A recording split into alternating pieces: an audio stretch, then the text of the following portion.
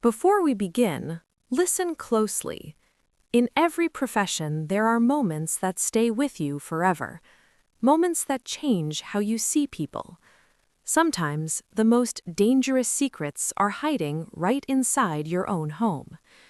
If you enjoy true stories like this, subscribe to the channel and write in the comments, what is your profession, and have you ever experienced something strange or unsettling at work? This story begins in a quiet American city where nothing dramatic was supposed to happen. Her name was Laura Mitchell. For over 15 years, Laura worked as a journalist specializing in criminal investigations.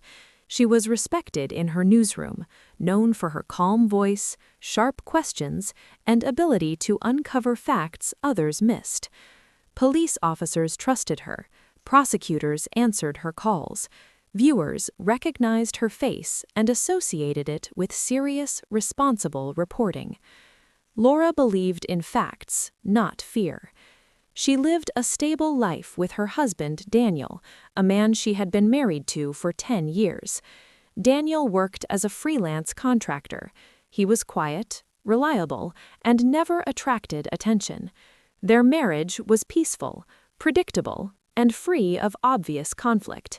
They owned a small apartment in the city and an old countryside cottage inherited from Daniel's family, located near a forest several miles away. That cottage was rarely used. One Monday morning, everything changed. Laura's editor called her into the office early. His face was tense, his voice unusually low. 3 young women had disappeared in the city over the past 2 months, all between 18 and 20 years old. No witnesses, no clear suspects, no ransom demands. The police were under pressure, and the public was growing uneasy. Laura was assigned to cover the case. At first, she approached it like any other investigation. She reviewed timelines, last known locations, security footage, and police statements. The disappearances followed no obvious pattern: different neighborhoods, different backgrounds, different routines. But something felt wrong. The girls vanished without struggle. No signs of forced entry, no frantic phone calls. It was as if they simply stepped out of their lives and never returned. Laura interviewed families, mothers who hadn't slept in weeks, fathers who stared at the floor while answering questions, bedrooms left untouched, as if the girls might return at any moment. At night, Laura began dreaming about unfinished sentences and unanswered phones. Daniel noticed her growing distant. "You're bringing work home again," he said gently one evening.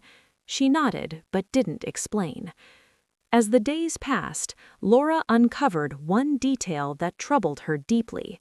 All 3 girls had been last seen near areas connected by a single forest road, the same road that led to the old cottage. Laura dismissed the thought immediately. It was coincidence.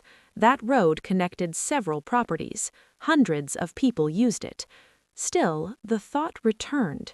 She checked public records, property ownership, utility usage. The electricity of the cottage had been active far more often than Daniel had mentioned. When she asked him about it casually, he shrugged. "I go there sometimes to fix things, clear my head." Laura had never questioned him before. Now she started to listen differently. Laura didn't want to believe her own instincts. As a journalist, she had learned that assumptions could destroy lives. She had seen innocent people accused, families torn apart by rumors. She refused to jump to conclusions, especially when it involved the man she loved. Still, the facts wouldn't leave her alone. She continued investigating officially while quietly observing Daniel at home. His habits hadn't changed much.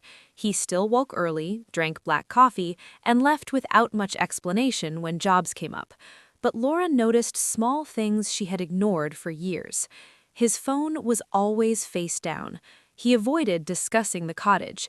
He grew tense whenever the news mentioned the missing girls. One evening, Laura mentioned the case while they ate dinner. "The police think the girls might have known their abductor," she said carefully. Daniel paused, just for a second, but Laura saw it. "That makes sense," he replied. "People trust the wrong ones." The words stayed with her. Laura requested access to traffic camera data near the forest road, officially for her report. Late at night, she reviewed hours of footage from weeks earlier. Then she saw it. Daniel's truck. It appeared on camera 3 times, always late at night, always heading toward the forest on dates matching the disappearances. No license plate was visible, but Laura knew the dents on the side. She knew the way the headlights flickered. Her hands began to shake. She told herself there had to be an explanation. The next day, Laura followed him. She took a day off work, said nothing, and waited until Daniel left the apartment.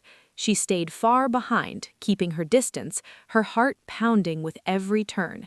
He drove out of the city, onto the forest road, to the cottage. Laura parked her car out of sight and watched from a distance as Daniel unlocked the door and went inside. He stayed there for nearly 2 hours. When he finally left and drove away, Laura waited. Minutes felt like hours. Then she stepped out of her car. The cottage looked ordinary. Old wood, closed shutters, silent surroundings. Birds in the distance. Nothing suggested danger. Laura unlocked the door with the spare key she had carried for years.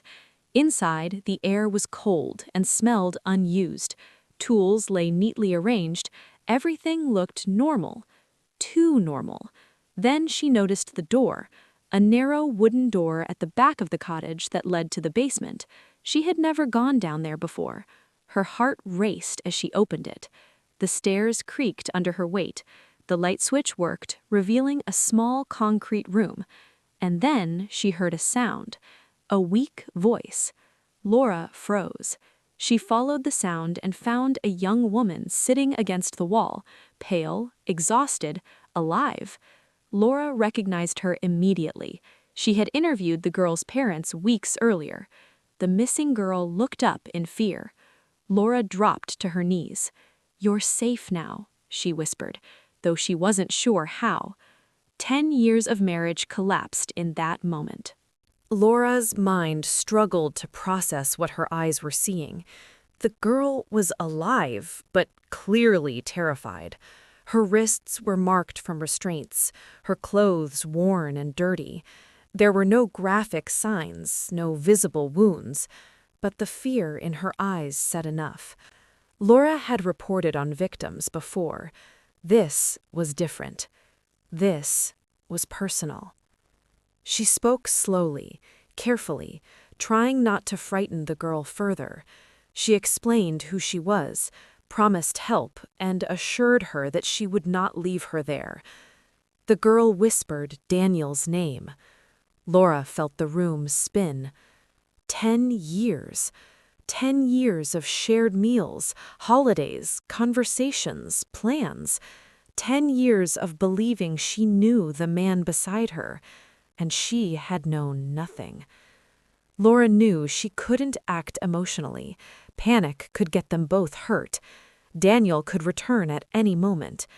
She called the police, not as a journalist, but as a witness.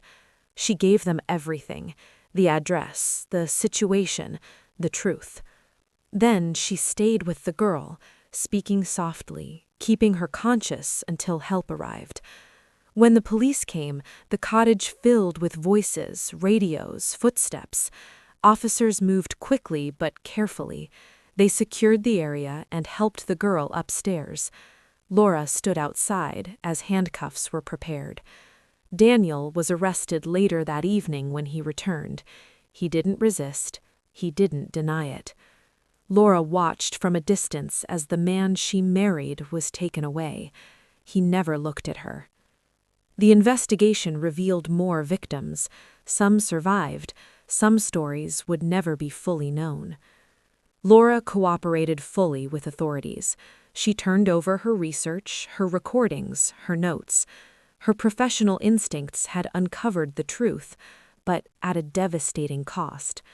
The city reacted with shock. How could she not know? People asked. Laura asked herself the same question every night. She moved out of the apartment. She stopped working temporarily. Therapy became part of her routine. Silence replaced the noise of deadlines and broadcasts. Months later, Laura returned to journalism. Not as the same person. She no longer chased stories for impact alone. She focused on prevention, awareness, and listening to quiet warning signs people often ignore. She spoke openly about how monsters don't always look like monsters. Sometimes they look like husbands. The trial took nearly a year. Laura attended every session, not as a reporter, but as someone seeking closure. She sat behind the victims' families, listening to testimony that filled in gaps she never wanted to understand. Experts explained how Daniel had lived a double life, how carefully he planned, how easily he blended in. The defense tried to argue isolation, mental instability, excuses. Laura didn't listen to those. She listened to the victims. The courtroom was silent when they spoke, not because of graphic details, but because of the emotional weight, fear, confusion, betrayal. When the verdict came, there was no relief, only finality. Daniel was sentenced to spend the rest of his life behind bars. Afterward, Laura stood outside the courthouse alone. She realized something important that day. Justice doesn't erase damage. It only stops it from continuing. Laura returned to television months later with a special report, not about Daniel, but about how easily trust can be misused, how communities must pay attention, how listening can save lives. Viewers responded. Letters arrived from nurses, teachers, drivers, office workers, all sharing stories of moments when something felt wrong but went unspoken. Laura read every one. She understood now that journalism wasn't just about telling stories, it was about warning others before it was too late. Today, Laura lives alone in a small town far from the city. She still works as a journalist, but her focus has changed.